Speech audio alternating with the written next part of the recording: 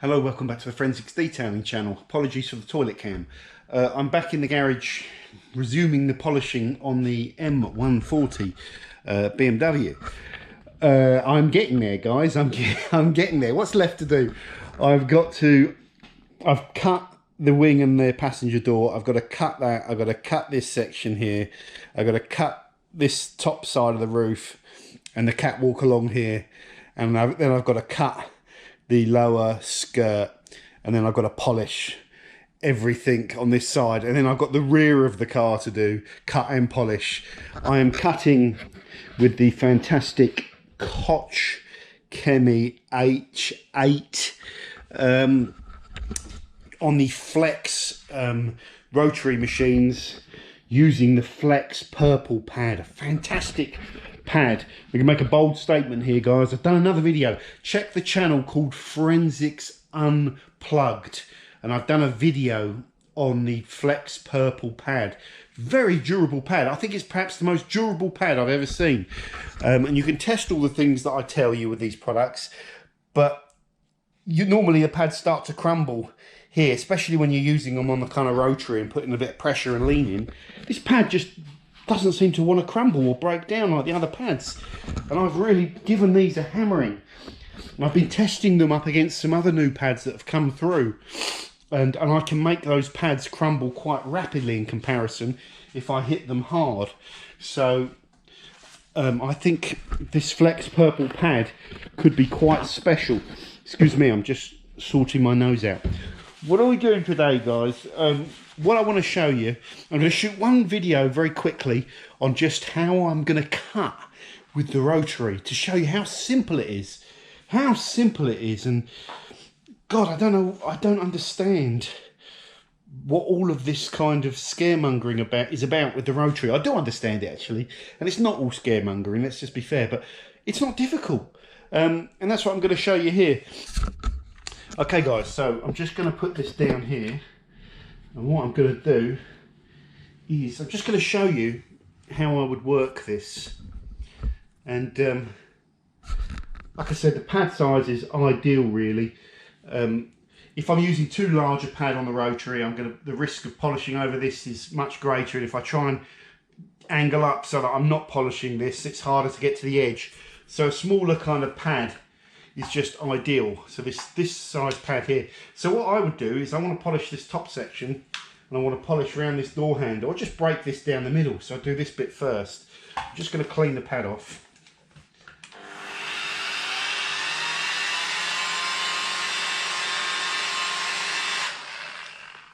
Hopefully you can see this, guys. Now, I do not need a lot of polish. Not for this small pad.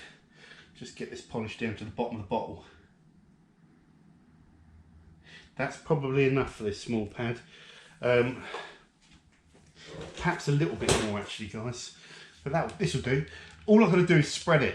So I can pick it up on the machine. I can actually, with this small amount, I can actually, even though it's perhaps not the best way to do it, but look, if I put the machine on top of it, spin it up, work this over,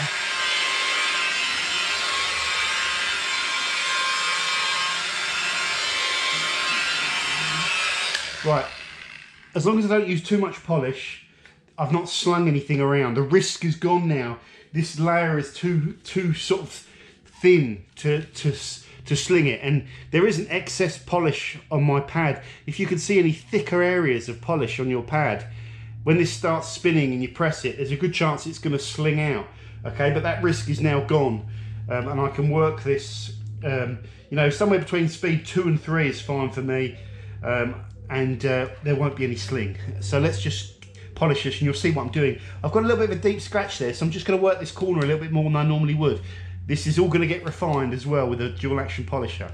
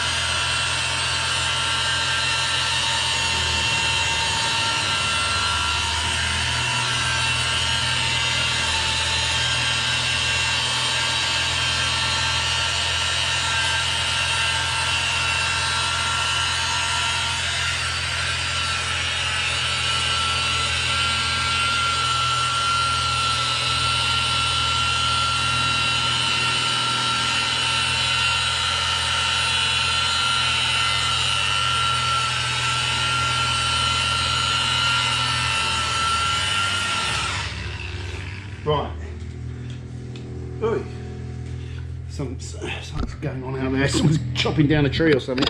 So guys, there is no sling kind of anywhere here. The tool was extremely easy to control. I'm not fighting against it. It's obviously easier with smaller pads.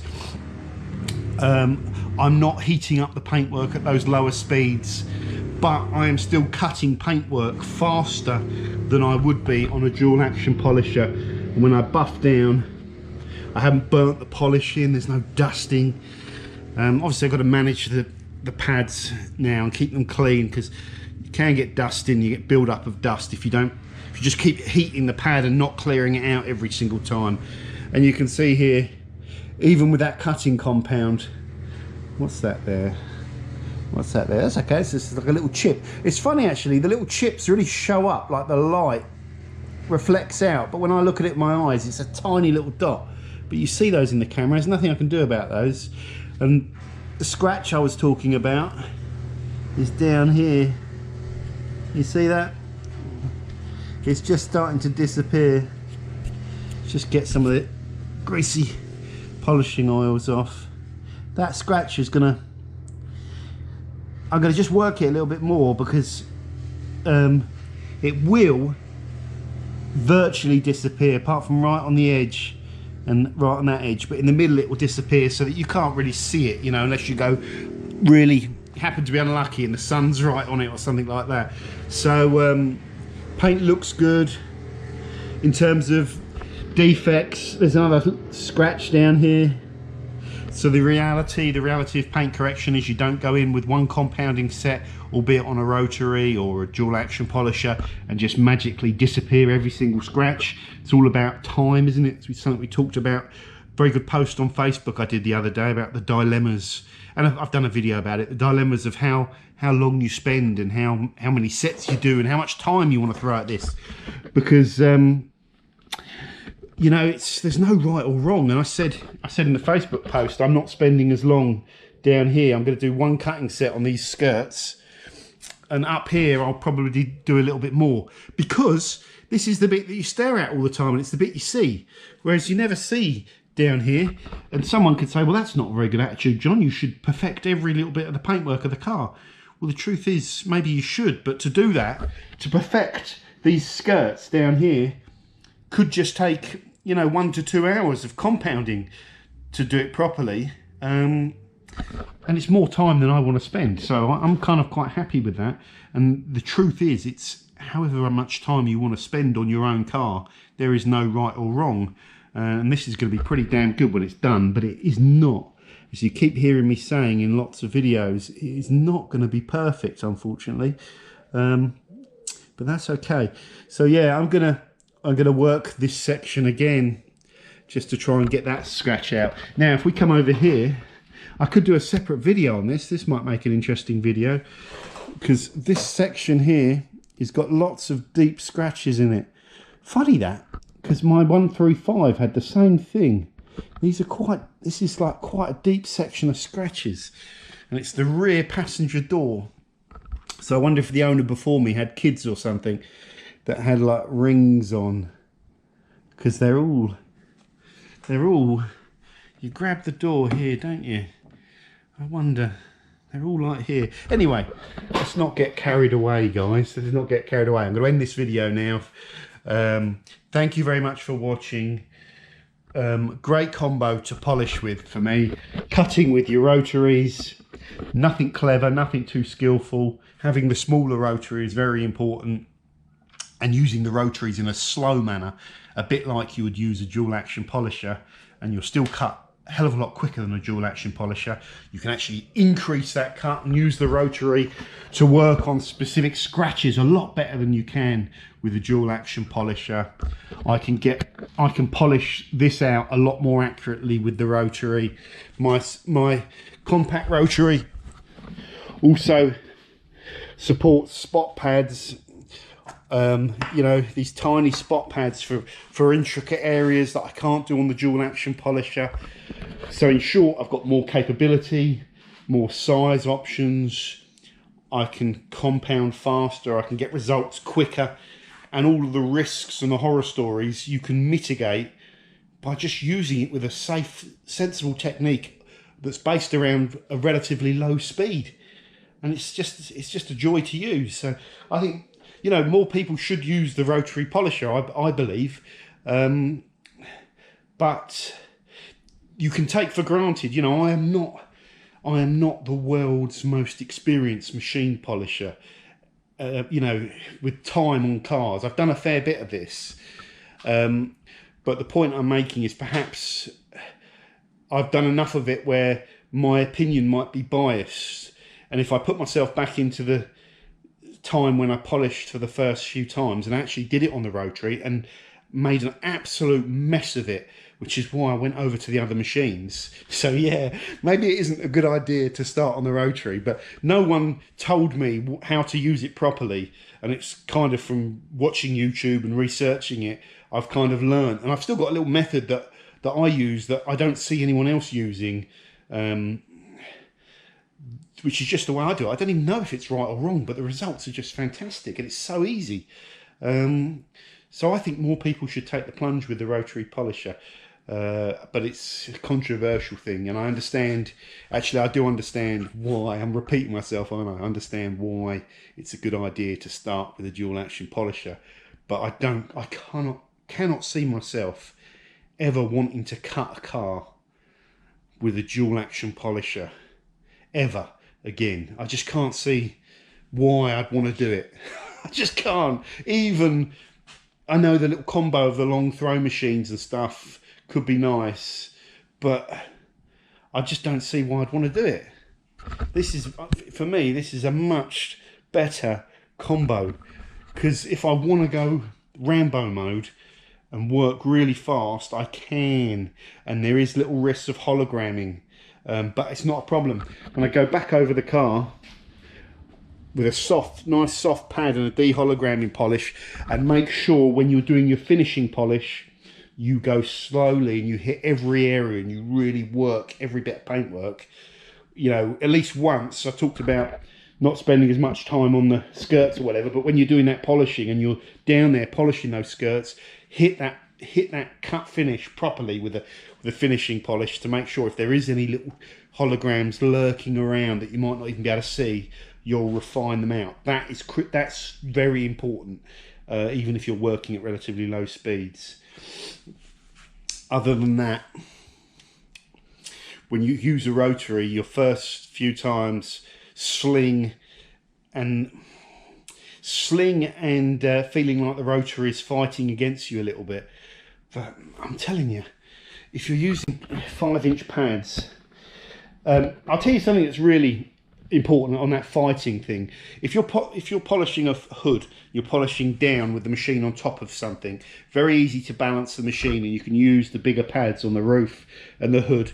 If you're trying to polish something vertical like a curvy door, and you're working down here or on here with the big polisher and a big pad, that's very hard to control because it's harder to keep level. So definitely on the sides, you could look to never use the large pads when you're starting. The 125 is as big as you can go. When you start getting the hang of it, on the hood and the bonnet, the big old Bertha pads, you can cover the ground so quickly. It's nice. Yeah, so lots of things. The key thing, guys, as well, if you do want to start polishing and you want to switch over from the rotary, just use them at very low speeds and just work really slow. And what you won't realise is, even working them very slow, you're going to be working a lot more quicker and efficiently than you would be trying to max out your speed on a dual action polisher. And when I mean slow, I mean really taking your time to hit whatever you're working on.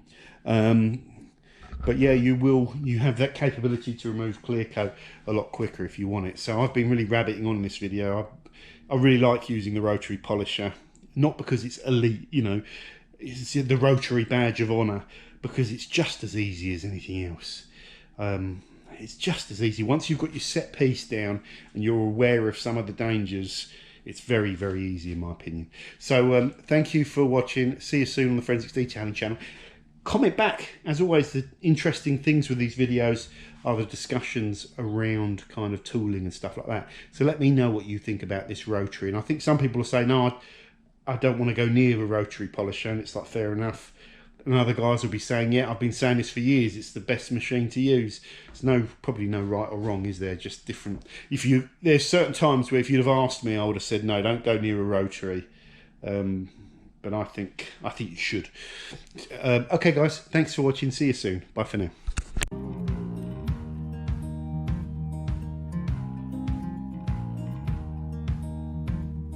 Holding on to what I knew, but the moment's gone. Where was I?